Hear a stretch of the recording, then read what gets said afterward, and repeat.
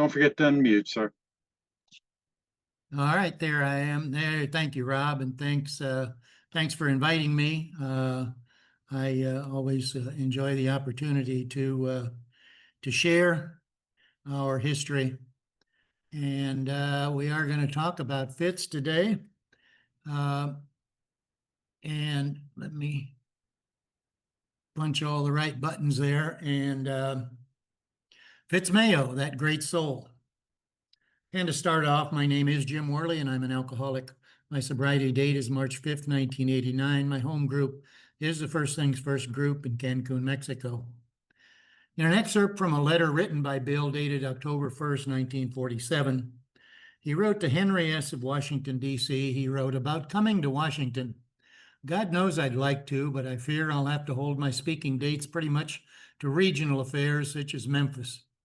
While a memorial meeting for Fitz would be tremendously affecting to you and me, it would not mean so much to the other thousands of AAs who never had the privilege of knowing that great soul." In 1953, when Fitz died, there were only about 8,000 members.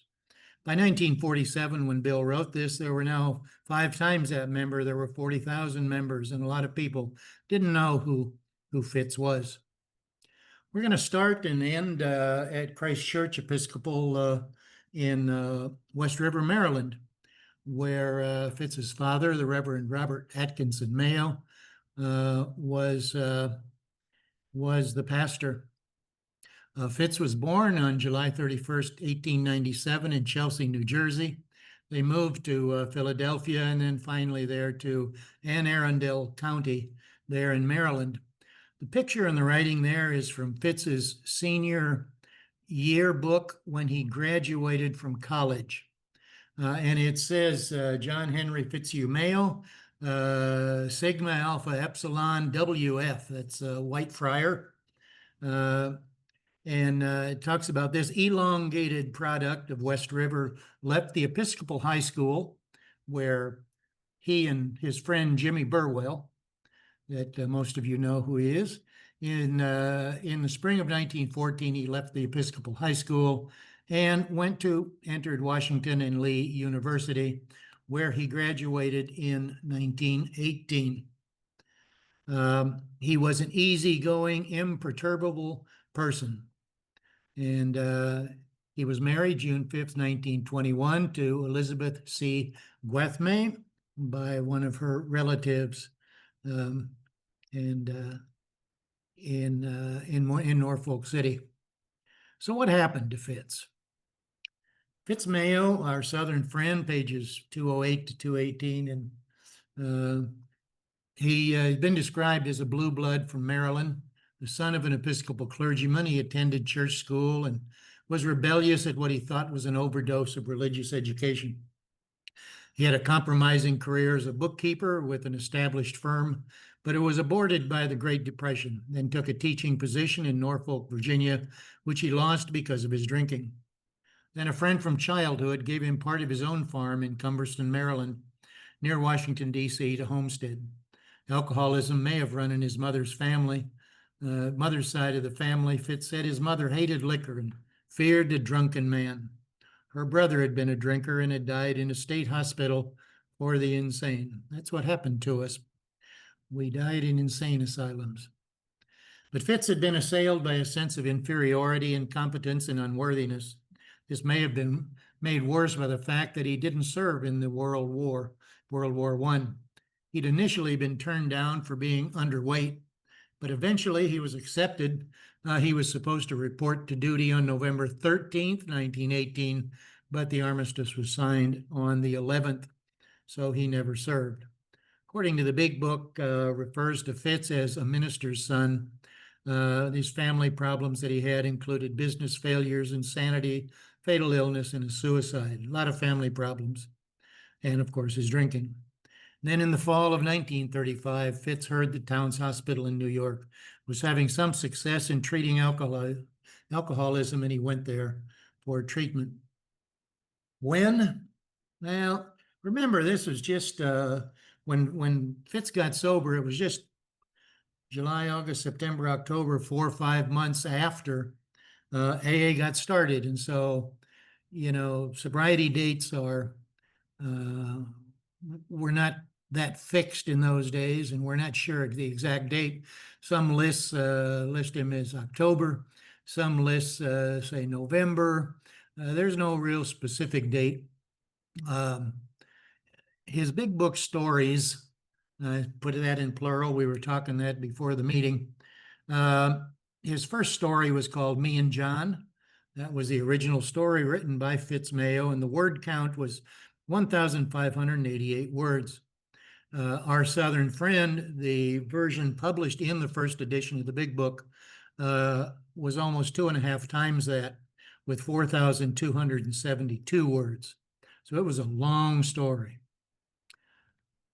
His initial draft of the big book, Me and John, that's John Barleycorn, was written in mid-1938. Let's get the timeline here. Fitz got sober in October, November of 1935. Okay, so he's writing his story in mid-1938. And it provides a brief glimpse at the steps, the program of recovery being practiced in New York City when he got sober in 1935. The initial draft, which is much shorter than the later version, clearly highlights the dramatic evolution in the New York City program between 1935 and late 1938. It also amply illustrates the kind of changes involved in the editing of at least some of the New Yorkers' personal stories as the book got closer to publication. Hank did most of the editing, although Bill says that he also did some editing of the personal stories for the first edition of the big book. Anyway, Fitz finds himself a patient at Towns Hospital where he is approached by a man. We're not sure who that is. There are a bunch of options. But who tells him that however hopeless he may feel, there are men on the streets of New York today who were worse than you, and they don't drink anymore. In the earliest draft, when Mayo wondered how this could be possible, the man asked, would you be willing to live on a new basis, to try to live up to ideals by trying to be absolutely honest, absolutely pure, absolutely unselfish, and absolutely loving in all your relationships with your fellow man to get rid of this drink problem? Now, if that sounds familiar, that's, of course, the 4 absolutes of the Oxford group. And in his first version of the story, he says, that's what the man told him. This is what you have to do. Okay, and salvation from alcohol can be had by adopting the 4 absolutes as the guiding principles of your life. By the time Fitz's story was printed in the multi-edition, just a few months later, and there were very, very minor, almost no changes made to the text when it was printed in the first edition, the text of the central paragraph has been changed considerably. Instead of saying, would you be willing to do these, try to live up to the 4 absolutes, it now says, then the man asks me if I'm willing to right all the wrongs I've ever done to anyone, no matter how wrong I thought they were. Am I willing to be honest with myself about myself and tell someone about myself? And am I willing to think of other people instead of myself and of their needs to get rid of the drink problem? So, big change from Oxford Group to the new evolving program of Alcoholics Anonymous, the original version, which is surely how the conversation actually went, was rewritten to conform to the changes in the New York program over the intervening 3 years and to eliminate references to the Oxford Group. Rather than being pressed to accept the 4 absolutes, something that Abby almost certainly recommended to Bill during their famous visit, Fitz was now reporting that he was asked if he would like to be willing to take an honest personal inventory, share it with another, et cetera, et cetera. So the story was changed radically before it was published in the first edition of the big book. I'm just going to show a couple of pages of this. I mentioned before the meeting started that this first edition version is very long. When they got ready to print the second edition, they realized that a lot of changes had to be made. The demographics of the membership had changed a lot, and some of the people in the first edition had gotten drunk, and some of them hadn't, and different things had changed. So they had a lot of reasons that they wanted to update the stories. When they did, they kept Fitz's story, but as you can see, just a couple of pages of it here, a lot of things were eliminated. And these are the two last paragraphs that Gary mentioned earlier about that were eliminated. But there were other eliminations. Again, if you go to the Facebook page AA History Only and look in the files section under Our Southern Friend comparison, you'll find the whole first edition story, how it was edited for the second edition, and how it now appears in today's story. In today's book, in the early meetings, Lois described Fitz as an impractical, lovable dreamer. Bill's intellectual, scholarly qualities gave him common ground with Fitz, and like Fitz, Bill was also a dreamer. Lois and Bill became devoted friends of Fitz and his wife, Elizabeth. Lois said that she and Bill had practically commuted to Fitz's home in Maryland, and Fitz visited them as often in New York.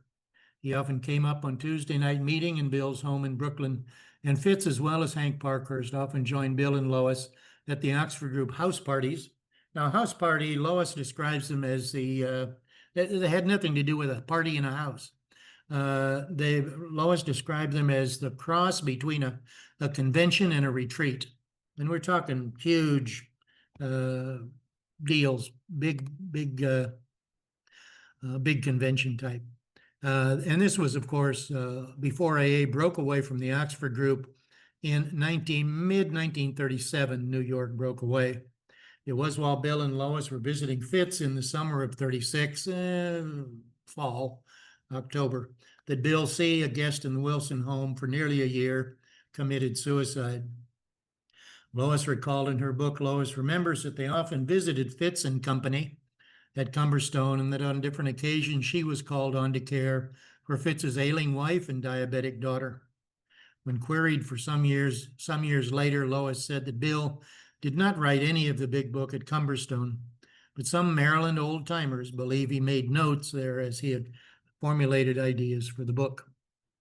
He mentions understanding friends, and those, of course, were the Wilsons, who found themselves deeply enmeshed in the Mayos' marital problems on more than a few occasions over the years. In February of 38, 4 months before the July road trip, Lois had written to Bill, who was then visiting at Cumberstone, saying, "Why don't you bring Fitz back with you and come home soon? The more I think about it, the more it seems to me that Fitz ought not to live at home yet." This is with 3 years sober. That he isn't yet ready to tackle the family, and they're all happier when he's away and he is himself a different man. 3 weeks later, Lois was herself on an extended trip to Cumberstone, and she wrote Bill that she had just told Elizabeth how fine Fitz was doing, and in spite of wanting him better, it probably hurt her to think that he is fine as soon as he gets away from home. Lois remembers in those early Oxford Group meetings at Bill's home, Fitz, like Bill and me and most of us in the Oxford Group, held a daily quiet time to find guidance. Fitz's and Elizabeth's whole household, including their three children, Carrie, Hugh, and Mary Potter, the black cook, Willie, and any and all guests gathered together before breakfast. The sharing was inspiring, often touched with humor. Fitz's sister, Agnes, also participated when she was in town, and we'll get her part in the story later as we talk about writing the big book.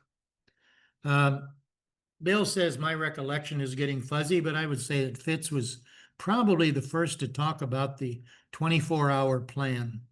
And I know he did have much to do with overcoming a certain resistance to the 12 steps. We are people who normally would not mix. Why ain't that the truth? And started off early, a tradition which carries on to today.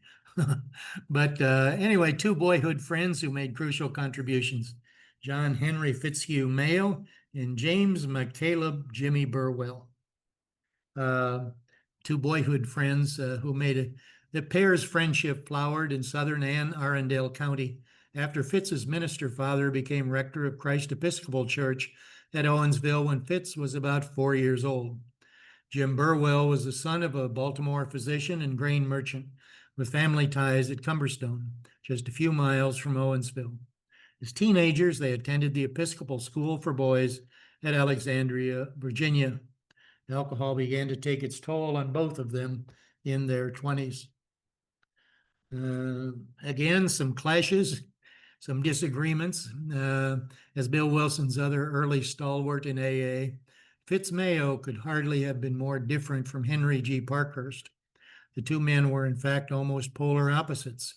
Hank was a loud, confident, high-energy man of action, and Fitz was a charming, aesthetic, impractical, lovable dreamer. While Fitz was subject to spells of lethargy and depressive bouts of self-pity, Hank's emotional life revolved around his boisterous enthusiasm and seething resentments. The two men also stood at opposite ends of the critical debate over religion in AA. Hank was something of a deist. A deist is a guy who believes in God. God created the universe and then kind of went on vacation. You know, he didn't have anything to do with it anymore, but there was a creator. That's what deists believe in a kind of nutshell. While Fitz had returned to the Episcopalian faith of his minister father, and he had done so with a deep and abiding commitment. Grievously compounding all of these early issues and disagreements, the work brought in no money whatsoever, and the Mayos were in desperate need of significant financial support for their large household, and Elizabeth's ongoing medical problems demanded a moderate flow of regular income for them just to keep their heads above waters. Bill and Fitz traveled a lot. They got along well, and taking a train from New York City, Bill and Fitz first stopped in Maryland and then traveled farther south to Suffolk, Virginia, to visit Dr. Charles Hedges and his wife, Margaret Hedges. And Charles Hedges, one of the 10 New York success stories Hank Parkhurst would describe in his presentation to the board. So this Dr. Charles Hedges had some contacts at Johns Hopkins University, and he set up appointments for Bill and Fitz to meet Dr. Leslie Holman at Johns Hopkins. He was an instructor in psychiatry, and he is the person mentioned on page 43 in the big book, the psychiatrist that said that, you know, if I knew anything about you people, I wouldn't have anything to do with you because it's such sad cases. They also introduced him to Esther Loring Richards, and she also was a psychiatrist at Johns Hopkins, and made some serious suggestions to the book. Primarily, she was the one that suggested that they get a testimonial from a #1 physician. And that was after that Bill asked Dr. Silkworth to do an opening. At Judge Casey, through him, they also felt that they might have a possibility of opening a sanitarium for drunks in Washington, D.C. And excuse me, the exciting news came in a letter from Victor Heiser, and Judge Casey was on the police court. And so they had a lot of contacts, and they thought it would be, Judge Casey thought it would be good to get in touch with Victor Heiser, and that maybe there would be a possibility for a hospital in Washington, D.C. for alcoholics. And Bill, of course, was elated and very interested by this news and that possibility. Whatever might have been going on with Judge Casey and his friends, part of the problem seemed to have been Fitz Mayo, who for some unknown reason developed a strong aversion to the entire project of a sanitarium in Washington. The third week of September, Fitz wrote Bill a letter detailing his many financial woes, offering several possible solutions, and expressed his reluctance to again approach the judge about this, what Bill thought was a wonderful possibility. And a few weeks later, Bill did report this reaction to Fitz's wife. Bill said, "This annoyed me a little bit, for it looks to me like the judge is a sole prospect at the moment for a regular income, to say nothing of the general desirability of getting someplace with the work in Washington. The situation over there seems so obviously the best bet from every standpoint that I wrote Fitz a pretty stiff letter designated to dynamite him into action." Well, it didn't. And he didn't seem too interested in doing much of that. Fitz, with Wilson's approval, finally decided to begin doing some alcoholic work in Washington immediately, doing some 12-step calls and trying to build a group, even if it was only on a shoestring. So that prospect never panned out. Bill wrote a letter to the board, to Frank Amos, had a suggestion for Albert Scott and the Rockefeller people to try and get some money. And Bill used a biblical quote and said, "We have sold all of our sheep and goats." And he followed this dramatic opening with 2 paragraphs detailing Fitz Mayo's grave situation, noting that he has gradually liquidated his livestock, equipment, and farm. His house only is left. He's also in debt to his sister, and he has no income of his own at all. Unless Mayo could get some immediate relief, Wilson said, he may be lost to us so far as much alcoholic work is concerned. And when our book comes out, we shall sorely need manpower of his kind. Again, they went traveling, Bill and Fitz, and they went to visit the Surgeon General of the United States in 1938, and Dr. Lawrence Kolb. And he said, "I wish you well. Even the sobriety of such a few is almost a miracle. The government knows that this is one of the greatest health problems we have, one of the greatest moral problems, one of the greatest spiritual problems. We here considered recovery of alcoholics so impossible that we've given up, and have instead concluded that rehabilitation of narcotic addicts would be the easier job to tackle." So the government had given up on alcoholics and were going after drug addicts. We all know the story of where did Alcoholics Anonymous, for the name of the book, come from, and the name had been used previously, not as the name of a group, but as in a promotional material.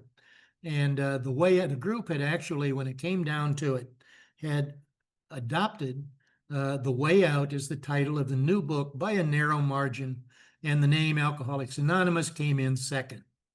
Well, Bill was not happy with this. He was in favor of Alcoholics Anonymous, and Bill said, "I didn't like this at all, The Way Out." He said, "I thought the title was altogether too trite." So anyway, he and Hank sent Fitz to do some investigation of the Library of Congress to see how many, let's see how we can get around the group conscience.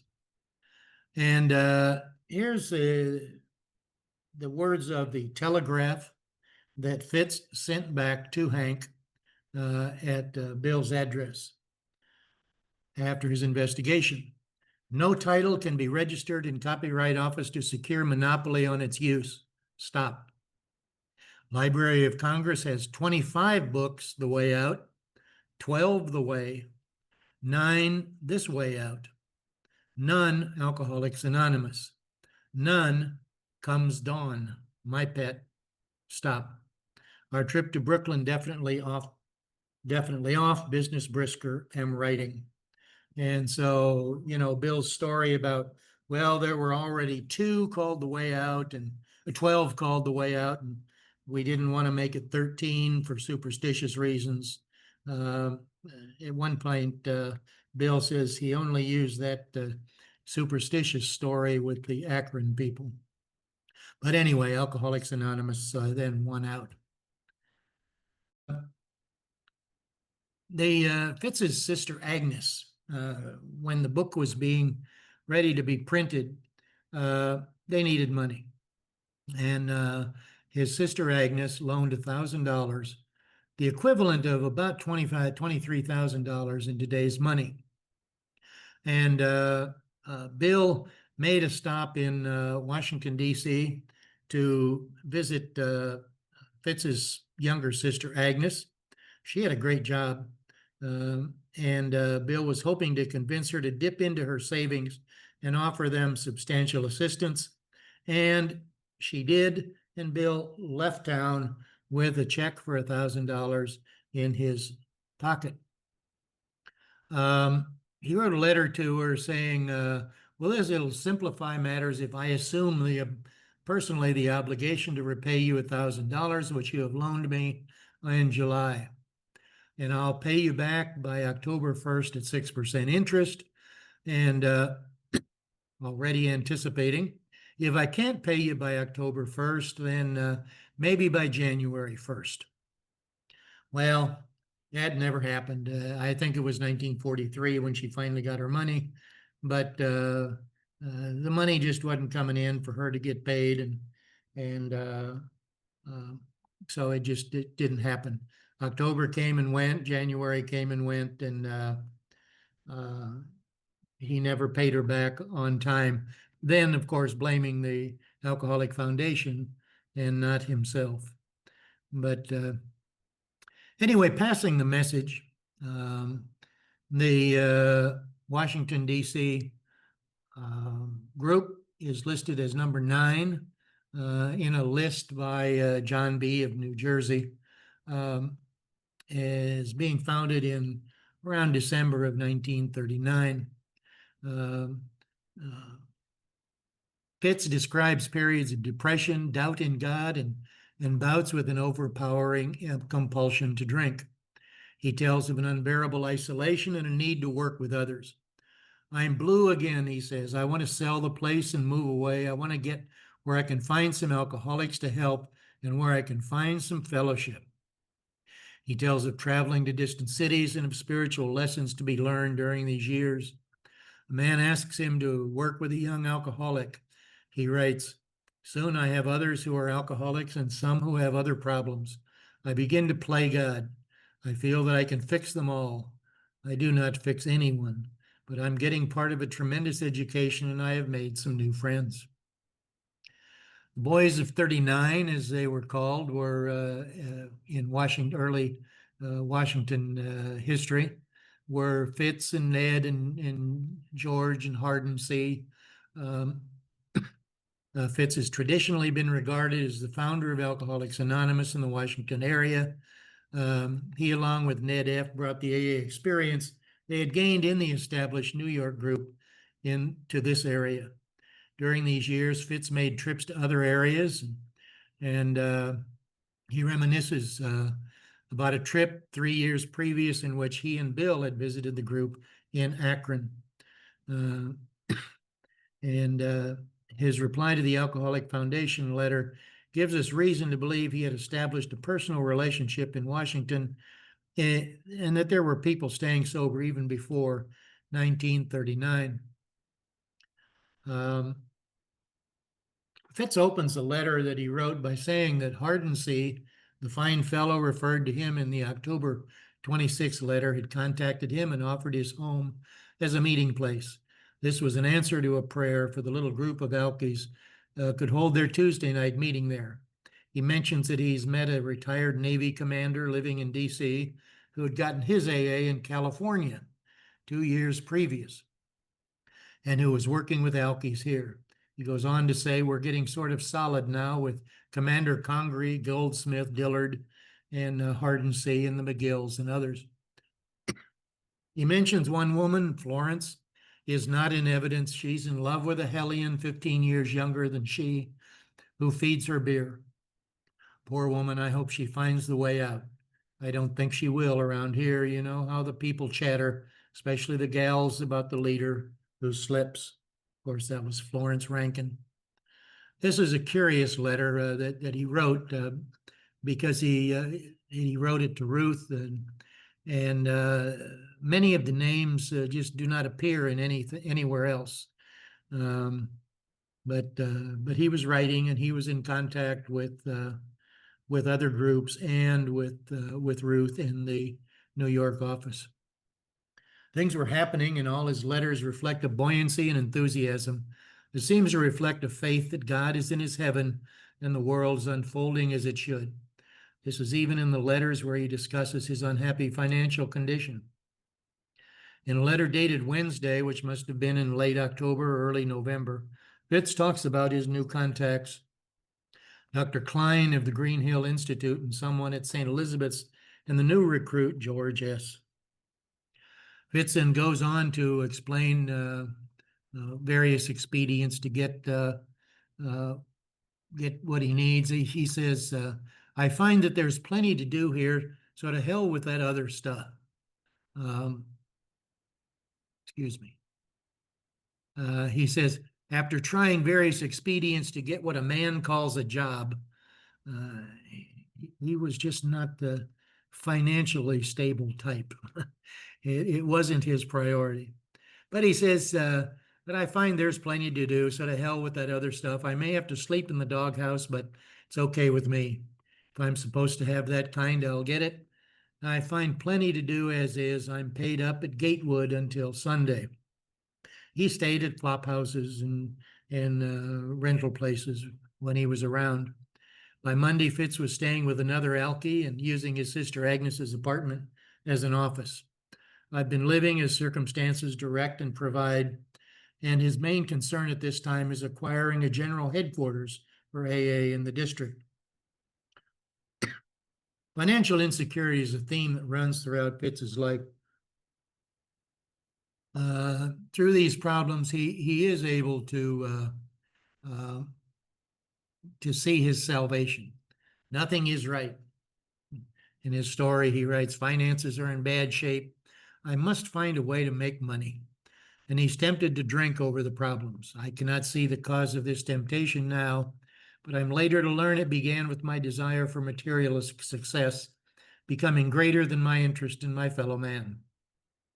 The deeply spiritual nature of Fitz is remembered by those who knew him, and it precluded his involvement in such worldly activities as working for money and the accumulation of material possessions. He was a man with a mission, maybe a dreamer. In a letter in 1939, November 25th, he mentions that he had received a grand letter from Clarence of Cleveland. So see, they were in contact in those days, and request copies of endorsements of AA to show to his friends. Any literature that Clarence may have, Henry Emerson Fosdick's letter and Dr. Silkworth's articles, and anything that can help with the Catholics. That of course Clarence was used to working with. In his later life, after 1940, much of the story of the early years is told through the eyes of Fitz. Fitz's entire life changed in the winter of 1939 and 40, and he never returned to the life he led before. That winter, he left his family in rural Maryland, moved to Washington, D.C., founded the AA group that would occupy much of his time, and met the woman who became his second wife. When Fitz met Ruth J., she was the wife of an alcoholic named Norman. In the fall of 1939, she had read the Liberty magazine article about Alcoholics Anonymous and realized that perhaps the fellowship could help her husband.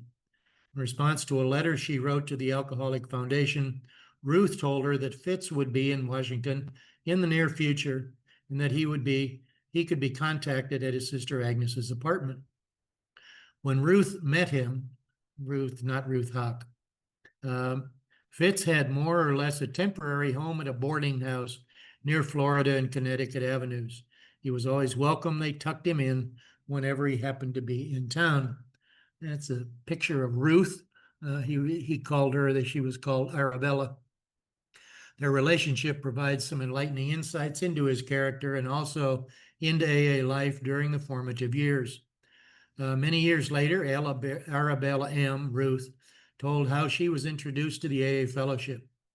She said, my husband Norman got interested in AA. That's her husband Norman on the right there. and called Bill A., the big lumberman, and Bill came to take him to a meeting, but he wasn't there. So Bill went to the meeting, and she came out, and he took her to the meeting instead. In May, Ruth threw her drunken husband out of the house and made a decision to take in several of the AAs who were staying sober and needed a place to sleep. 4 of the members, including Fitz, moved into Ruth's house, apparently on the condition that they get jobs and help to pay the rent. After a few weeks, though, none of the Elkies were working, and Ruth's goodwill wore thin. In a May 22nd letter, Fitz told Bill that he was completely broke financially and was thinking of going to Cumberston to stay with his old friend E. Churchill Murray. 3 days later, Ned's letter to New York told Bill that Ruth evicted all 4 of her alcoholic tenants. In August, Fitz was hired by the WPA, the Government Works Progress Administration, to work on the historical records survey, where he saw he was earning $82.50 a month. By this time, Fitz's wife, Elizabeth, was thoroughly disgusted with him. His sister Agnes reported that Elizabeth confided to a mutual friend that Fitz had caused her great hardships, that he would not leave her alone. She said that he continued to make her life unhappy and that his children were afraid of him. According to Ruth, during most of 1940, Fitz was in and out of the Washington area, staying with friends, that his vagabond lifestyle was part of his way of spreading the AA message. Well, he'd be invited, quote, he'd be invited someplace and that he'd stay a day or two. If the situation became a little difficult, any wrangling or fussing among the people he was with, he'd say, well, God doesn't want me in this irritating situation, so he'd just take off. He'd grab his hat, bag, and off he went. He did that practically all up and down the coast, and he never seemed to get a job. Every time he thought he had one right in the palm of his hand, somehow it would slip through his fingers, and I believe that God had a lot to do with that, because Fitz had brought him into all manner of homes, the poor and the wealthy, and where he was one of the family because he had no funds of his own. As I remember, all he had was one little worn-out bag that he used to carry, an extra shirt and a couple of pairs of pants. No funds of his own, and in that way he really spread the AA gospel, and plus, the plus was really spiritual.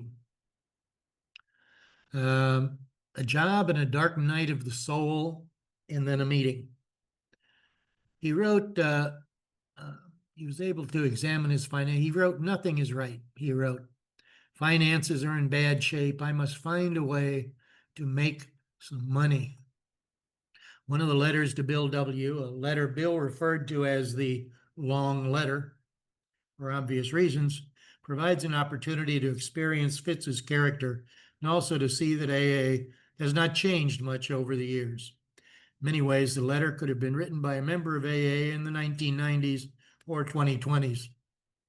The letter also shows Fitz's interest in AA history. He says, I was in a state of mental darkness, which condition had been prevalent for some time and which would have prevented any exchange of constructive ideas by the meeting of our minds. I've just recently begun to snap out of it after reaching a point where I accepted conditions, including failure, to understand the darkness as a part of my education and development of both patience and faith.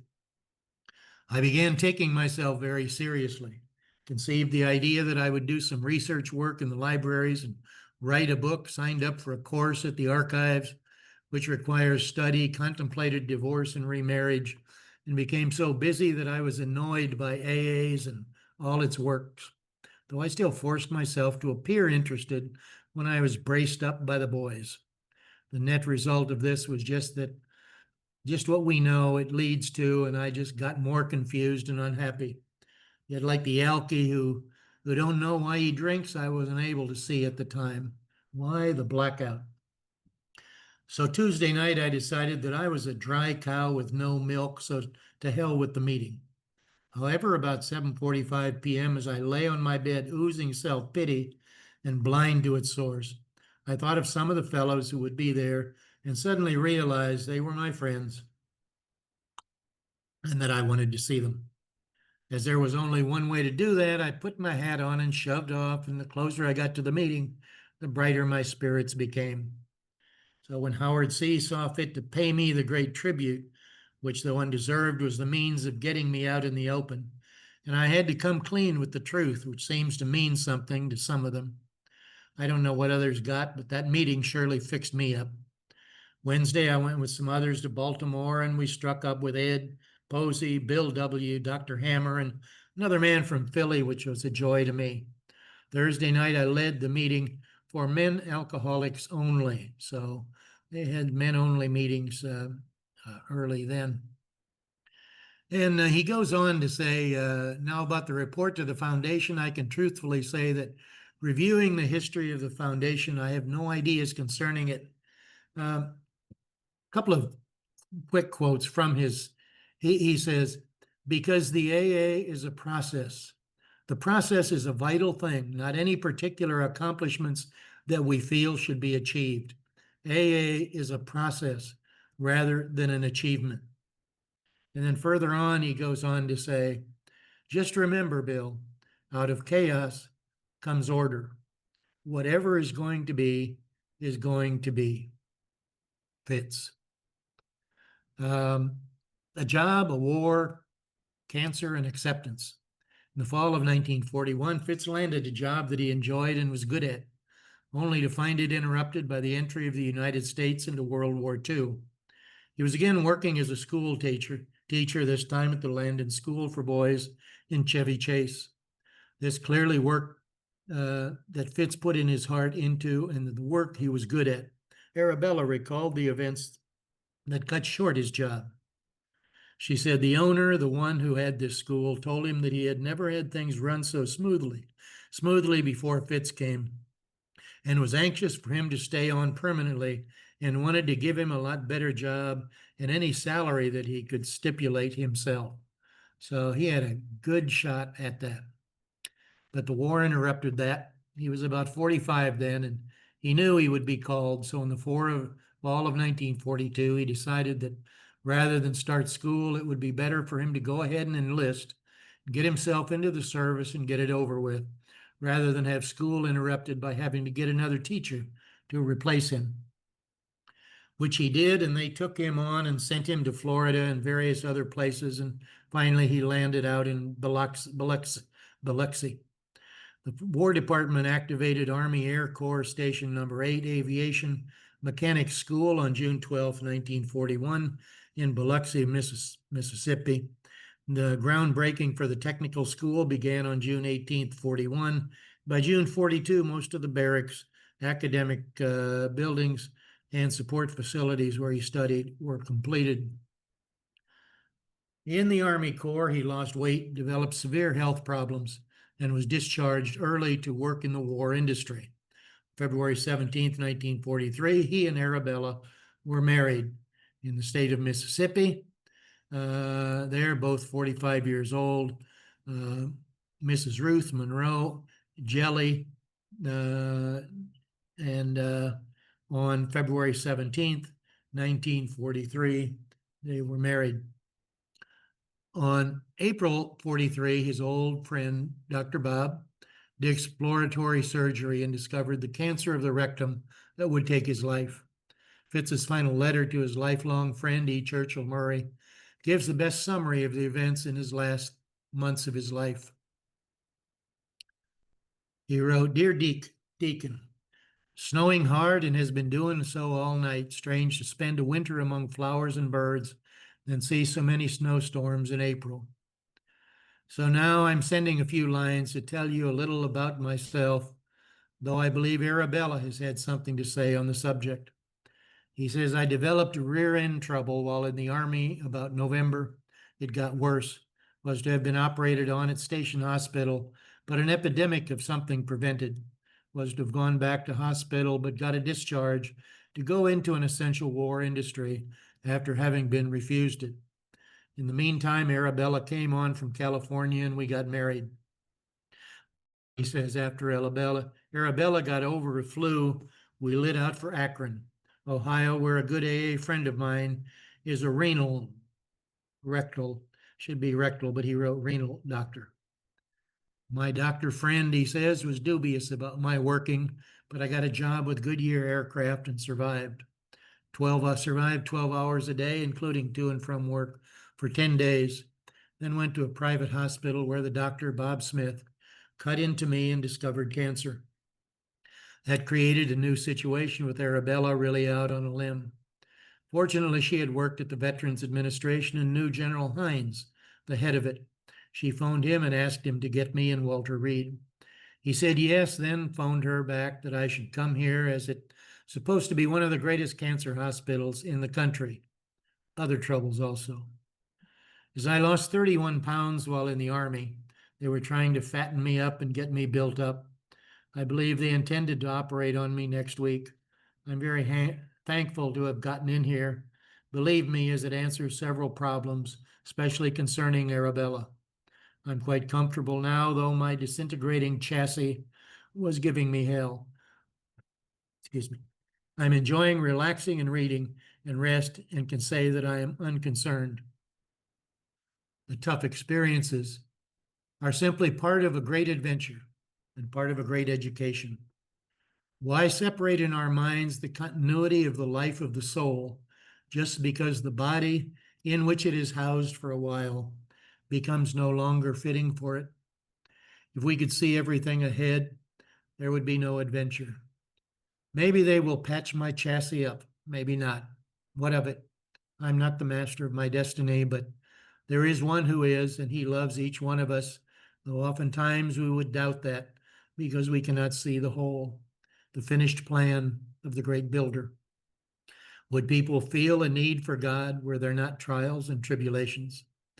These things needs must be, for man has been his own God with his own aims and purposes, and he cannot find the realities of eternal life until he seeks them.